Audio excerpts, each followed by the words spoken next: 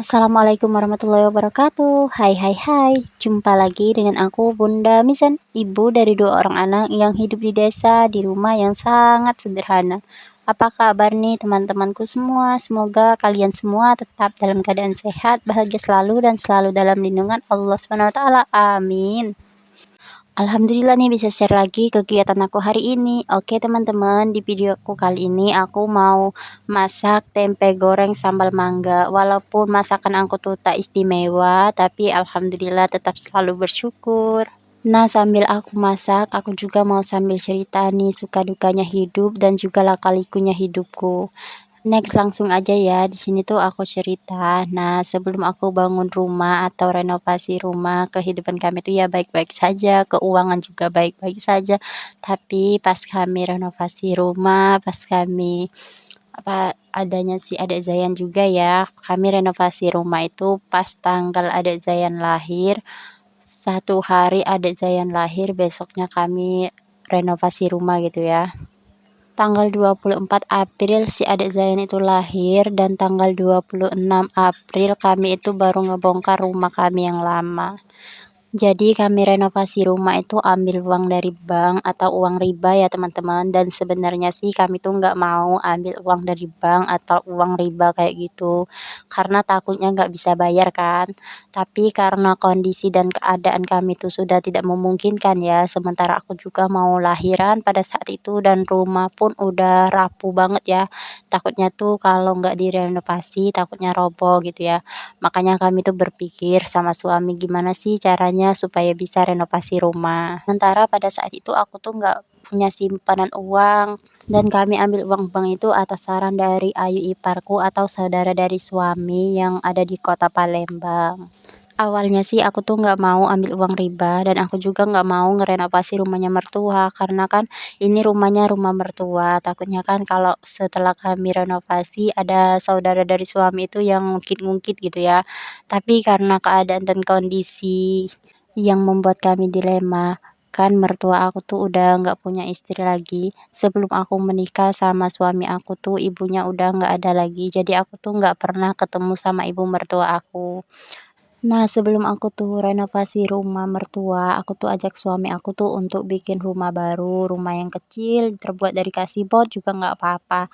Aku juga udah dikasih tanah sama emak aku gitu ya, di dekat rumah. Terus juga ada kayu gitu, pohon yang bisa ditebang untuk dibikin rumah gitu kan. Biayanya itu biar nggak terlalu besar gitu. Tapi suami aku bilang, "Kalau kita pindah gimana sih dengan bapak aku, siapa yang ngurusin? Kalau dia sakit siapa yang tahu?" Gitu kan. Karena anak-anak dari mertua aku tuh semuanya itu rata-rata ada di luar kota. "Kalau bapak aku menikah lagi atau punya istri, iya aku tuh mau aja ikut kamu," dia bilang gitu kan. Terus pada saat itu aku lemah. Karena menurut aku, suami aku tuh nggak salah ya kalau dia itu sayang sama orang tuanya dan juga nggak mau ninggalin orang tuanya. Karena emang orang tuanya itu udah lumayan tua. Jadi kalau untuk ditinggal itu takutnya kenapa-kenapa gitu. Dan karena aku juga sayang sama orang tua aku, makanya aku tuh jadi lemah gitu. Ya udah deh, pada akhirnya aku tuh ikut aja apa kata suami, dan suami aku tuh pada saat itu bingung banget mau gimana gitu ya. Sementara ini tuh masih rumah orang tua dan nggak ada tuh kata-kata mau rumah ini diwariskan ke kami ataupun gimana. Tapi pada saat itu tuh kami berpikir gini loh, renovasi rumah ya udah deh, kita ngontrak juga harus bayar.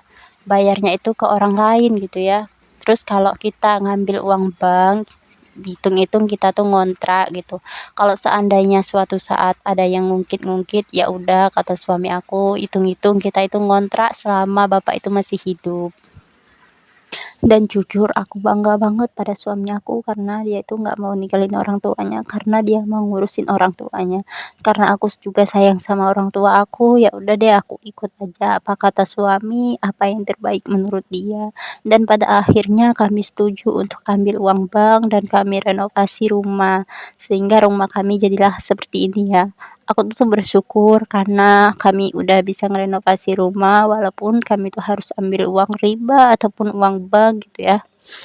Dan semoga niat baik kami untuk ngurusin orang tua itu menjadi berkah. Amin ya Allah, amin. Dan cukup sampai di sini dulu ya cerita aku kali ini.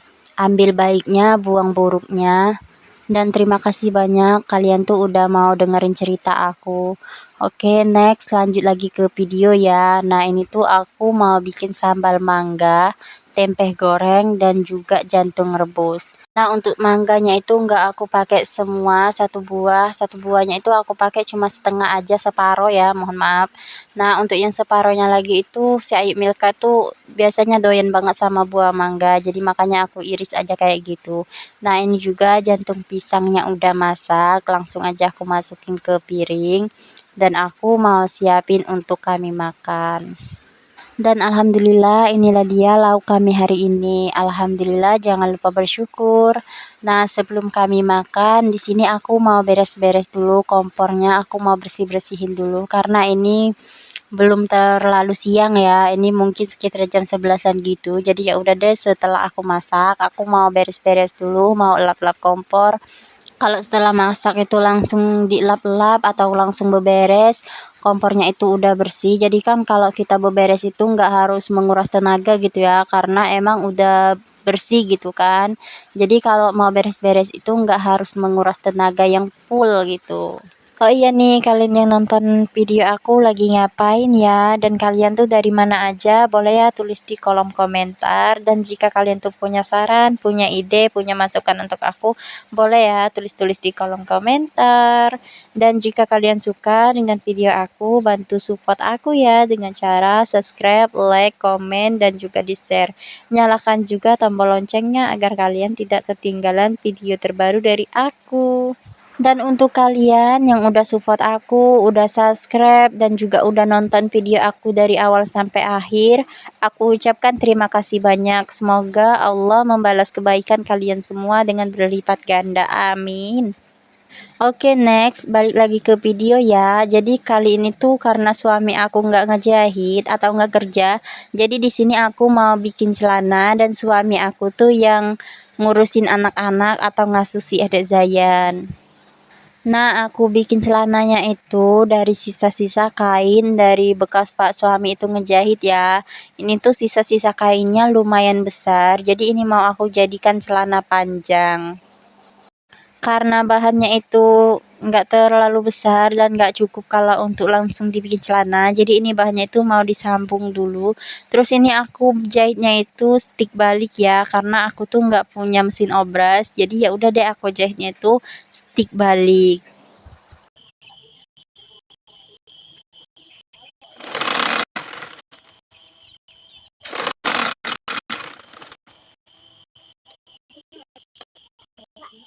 Nah, di belakang tuh anak-anak sama ayahnya itu lagi nonton TV. Anak-anak itu lebih dekat sama ayahnya daripada aku karena emang ayahnya itu suka ngajak anak-anak itu main. Makanya lebih deket sama ayahnya daripada aku, apalagi si Ayub Milka ya. Kalau si Adek Zayan sih kalau ikut ayahnya itu nggak mau duduk, maunya itu digendong lulu, Kak. Nggak tahu deh kenapa. Dan si Milka itu selalu ngintilin kayak gitu ya, emang karena si Milka tuh nggak ada temennya juga ya.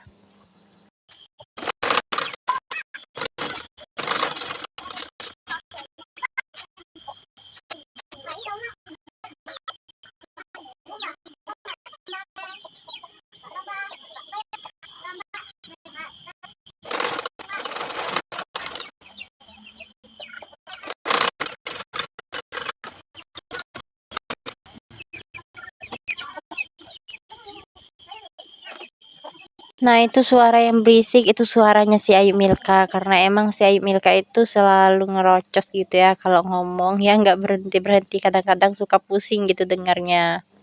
Padahal kan wajar, emaknya aja juga suka ngerocos ngomong ya. Wajar deh kalau anaknya itu ikut ngerocos.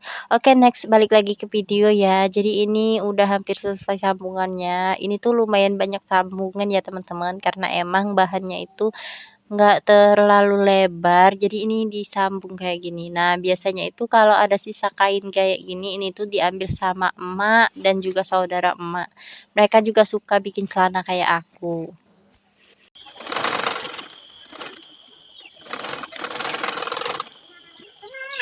Sebenarnya sih kalau ngejahit nggak ada mesin obras ini lumayan repot ya, karena harus stick bolak-balik gitu ya. Takutnya kalau nggak dibolak-balik itu apa ya, kayak gimana, benangnya itu meronos-ronos gitu.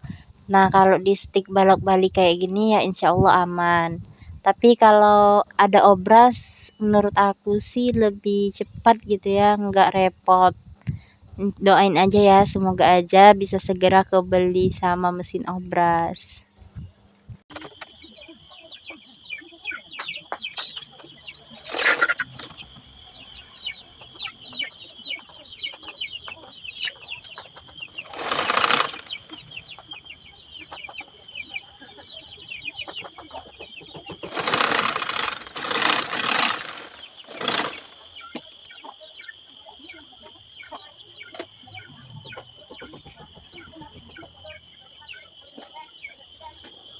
Nah, alhamdulillah selesai aku sambung. Di sini mau aku ceplain pakai celana aku yang udah ada aja ya, karena aku tuh nggak bisa kalau untuk potong pakai pola kayak gitu. Makanya ini aku mau ceplak pakai celana yang udah jadi gitu ya.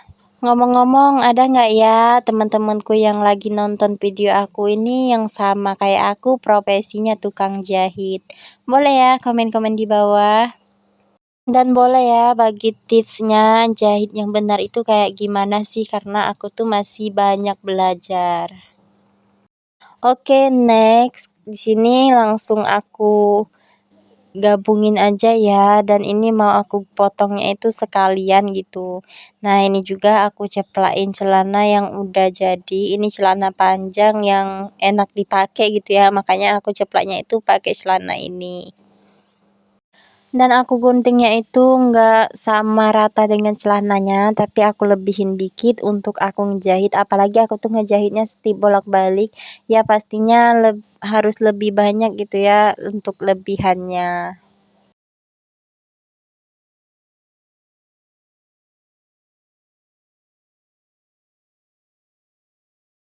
Nah, mohon maaf ya, ini ada iklan yang lewat, itu tuh si Ayu Milka, nggak tahu deh anaknya itu mau kemana. Nah, ini udah selesai aku gunting ya, jadi seperti ini keadaannya kalau selesai digunting. Nah, ini aku mau susun dulu gimana sih aku ngejahitnya itu supaya pas udah ada di mesin itu tinggal ngejahit aja gitu ya.